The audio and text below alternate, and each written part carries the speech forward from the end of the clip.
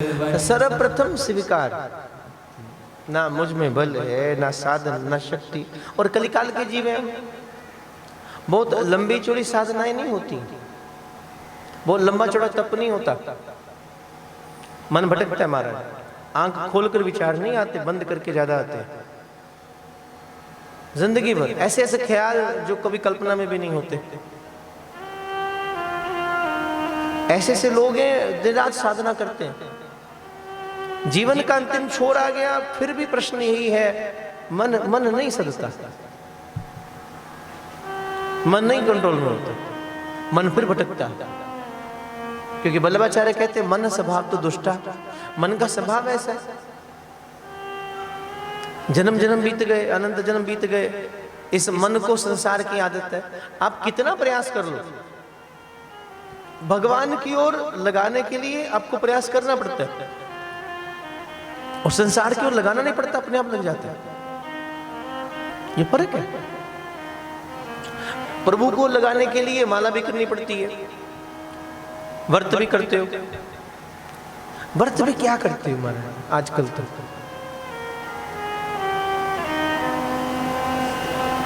हर रोज भोजन खाते हो 3 बार, व्रत वाले दिन 4 बार,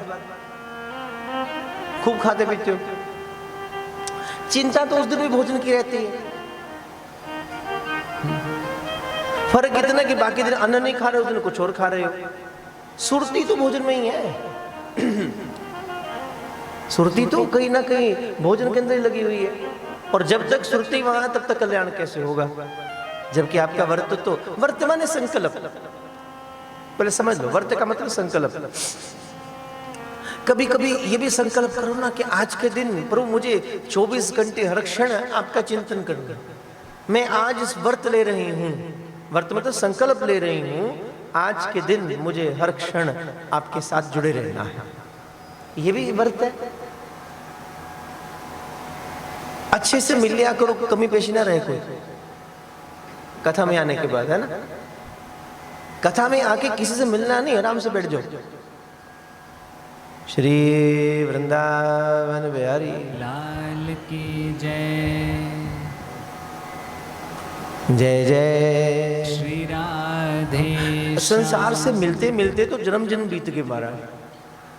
कभी कभी मुलाकात, कथा मुलाकात है कृष्ण के साथ, प्रभु के साथ, उनसे मिलने आए।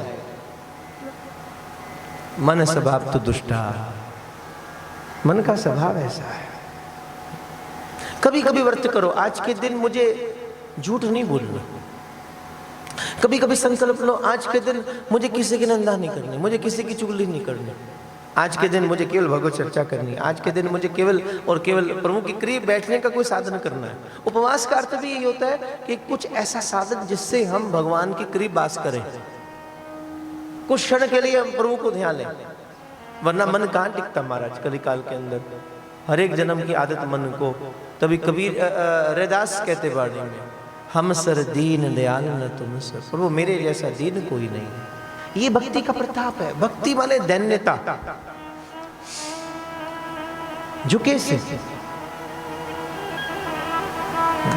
उनके करीब चलकर स्वीकार करना, मुझे कोई पूजा पद्धति नहीं आता। शबरी स्वीकार करती है, और मैं कैसे रिझाऊं? मैं कोई लंबी चौड़ी स्तुतियां करना नहीं जानती, मैं कोई वेद नहीं जानती, मैं कोई शास्त्र नहीं पढ़ी हुई हूं। टूटी फूटा जो बस है मैं आपके चरणों में अर्पण करूं। रामा रामा रटते रटते बीती रे उमरिया, रघुकुल नंदन कब आवोगे, दासी की झोपड़िया। मैं शबरी भिलनी की जाए, पूजा पाठ ना जानू रे, राम तुम्हारे दर्शन के हित, वन में जीवन पालो। ये प्रतीक्षा ही मेरी भक्ति है बस। और शबरी के पास क्या है? गुरु ने इतना ही तो कहा था, राम आएंगे बस।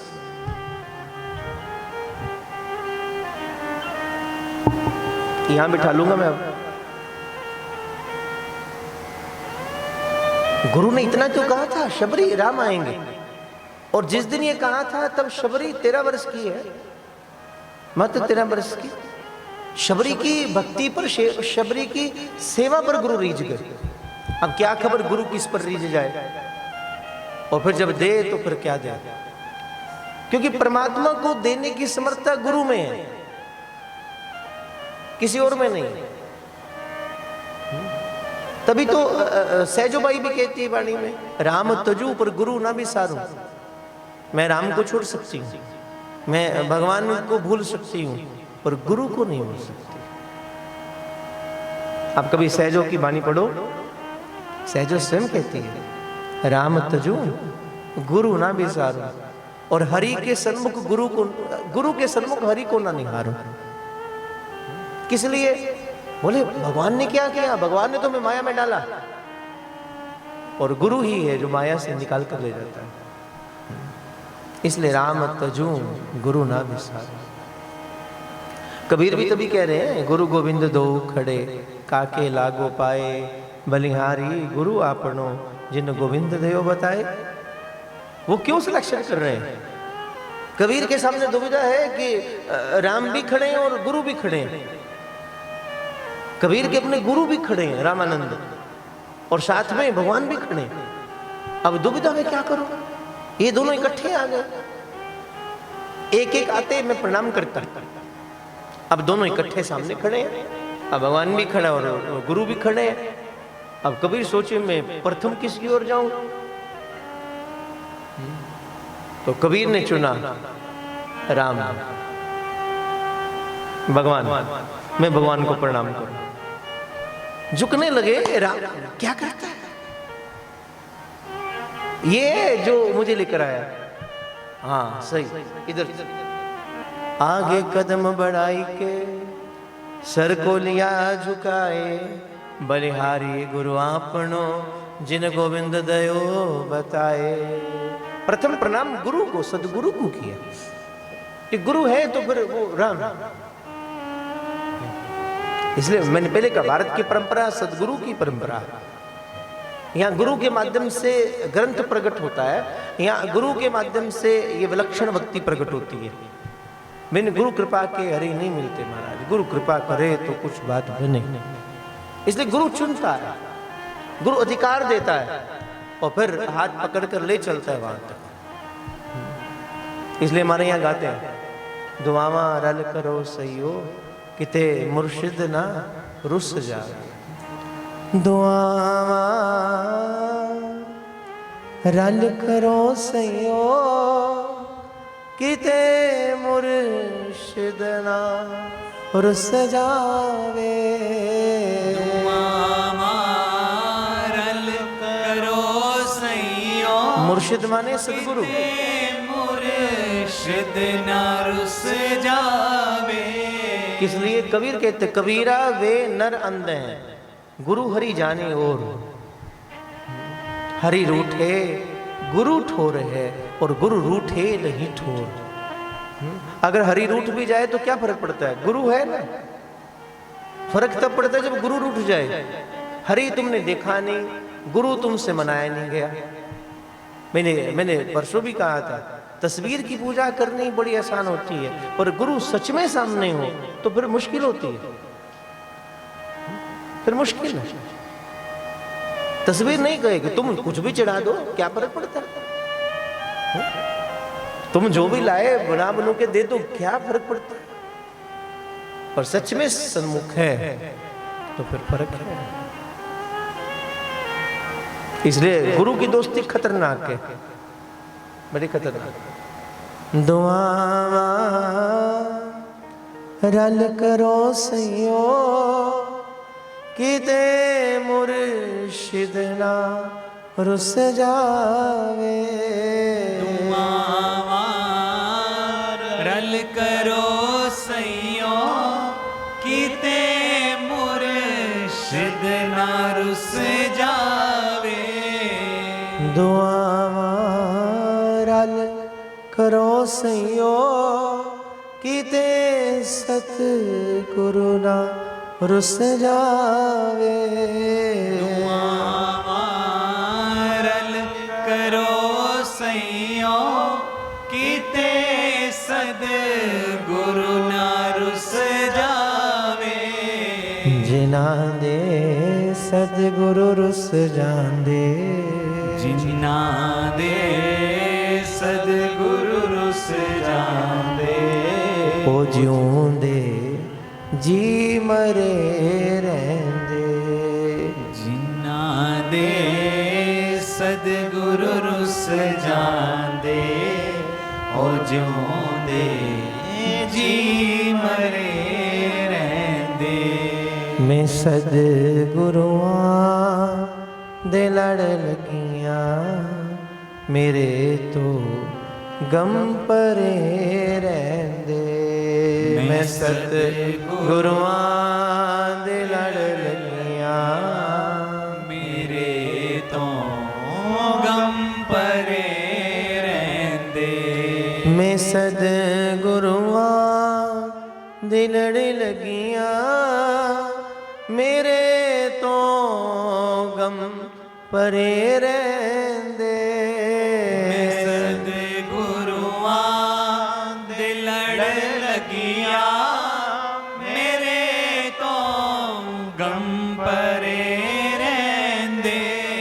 ਮੈਂ ਸਤਿਗੁਰੂਆਂ ਦੇ ਲੜ ਲੱਗੀਆਂ, ਮੇਰੇ ਤੋਂ ਗਮ ਪਰੇ ਰਹਿੰਦੇ। ਮੈਂ ਸਤਿਗੁਰੂਆਂ ਦੇ ਲੜ ਲੱਗੀਆਂ, ਮੇਰੇ ਤੋਂ ਗਮ ਪਰੇ ਰਹਿੰਦੇ। ਮੇਰੀ ਆਸਾਂ ਉਮੀਦਾਂ ਦੇ, ਮੇਰੀ ਆਸਾਂ ਉਮੀਦਾਂ ਦੇ ਸਦਾ ਬੂਟੇ ਹਰੇ ਰਹਿੰਦੇ।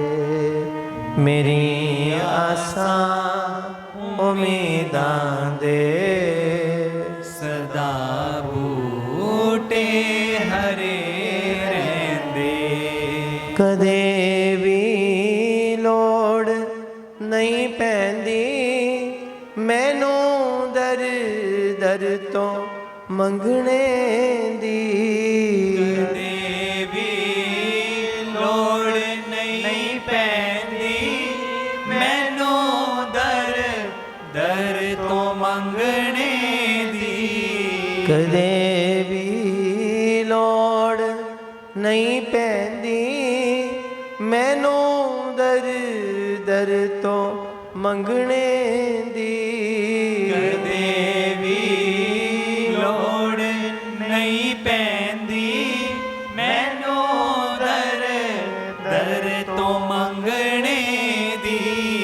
ਮੈਂ ਸਤਿਗੁਰੂਆਂ ਦੀ ਰੰਗਤੀਆਂ, ਮੈਂ ਸਤਿਗੁਰੂਆਂ ਦੀ ਰੰਗਤੀ ਹਾਂ। ਮੈਂ ਸਤਿਗੁਰੂਆਂ ਦੀ ਰੰਗਤੀਆਂ, ਮੈਂ ਸਤਿਗੁਰੂਆਂ ਦੀ ਰੰਗਤੀ ਹਾਂ। ਮੇਰੇ ਪੱਲੇ ਪਰੇ ਰਹਿੰਦੇ।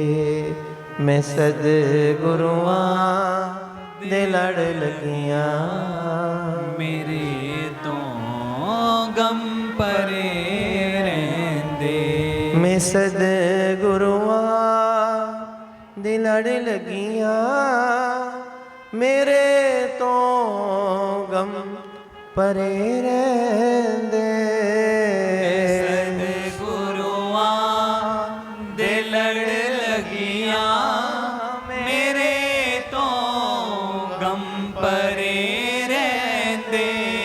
ਮੇਰੀ ਆਸਾਂ ਉਮੀਦਾਂ ਦੇ, ਮੇਰੀ ਆਸਾਂ ਉਮੀਦਾਂ ਦੇ ਸਦਾ ਬੂਟੇ ਹਰੇ ਰਹਿੰਦੇ।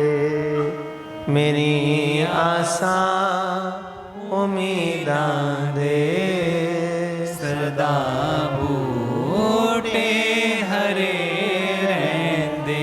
श्री सतगुरु देव भगवान भगवान की जय। गुरु कृपा। ये जो वाणी है वो प्रकट कहाँ से होती? गुरु हृदय से। नारद जी भ्रमण करते,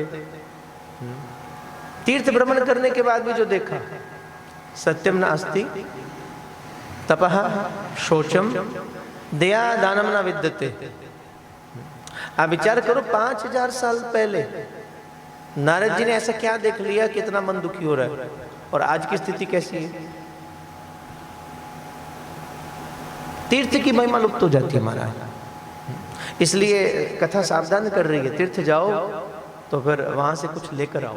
तीर्थ आपको भरता है, तीर्थ आपको सुख से, समृद्धि से, शांति से, आनंद से परिपूर्ण करके भेजता है। पर शर्त है वहां पर जाओ तो कुछ संकल्प लेकर जाओ।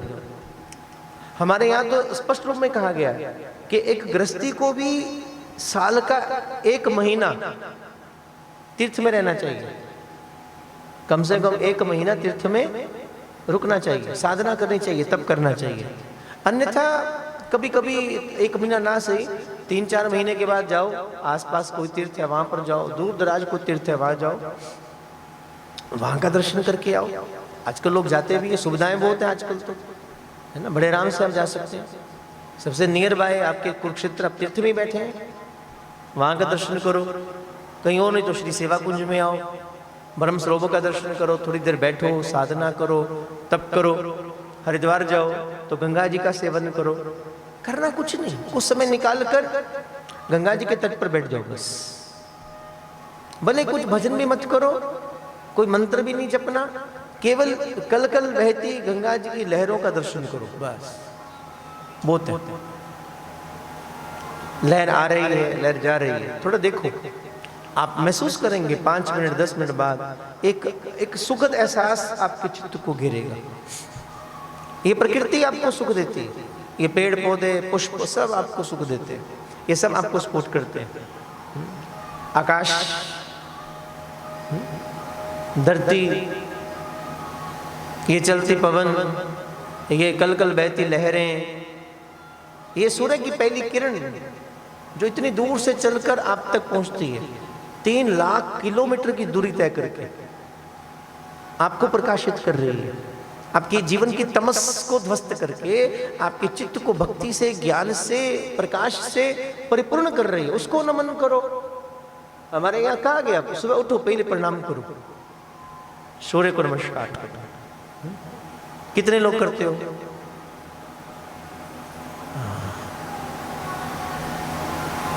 जेंट्स में बहुत कम।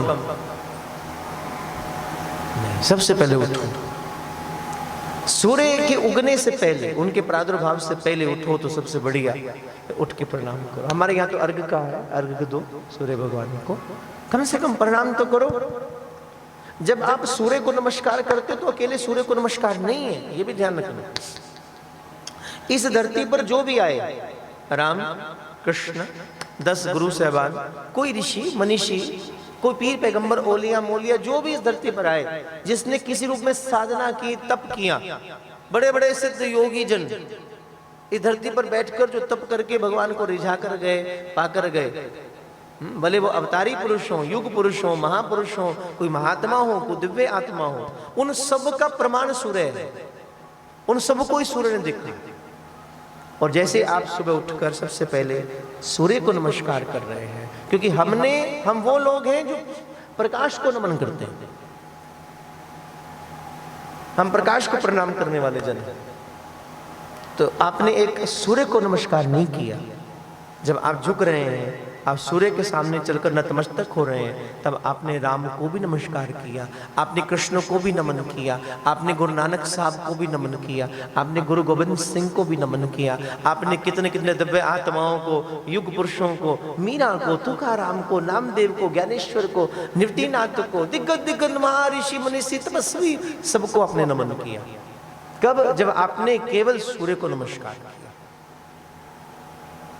बड़ी महिमा है।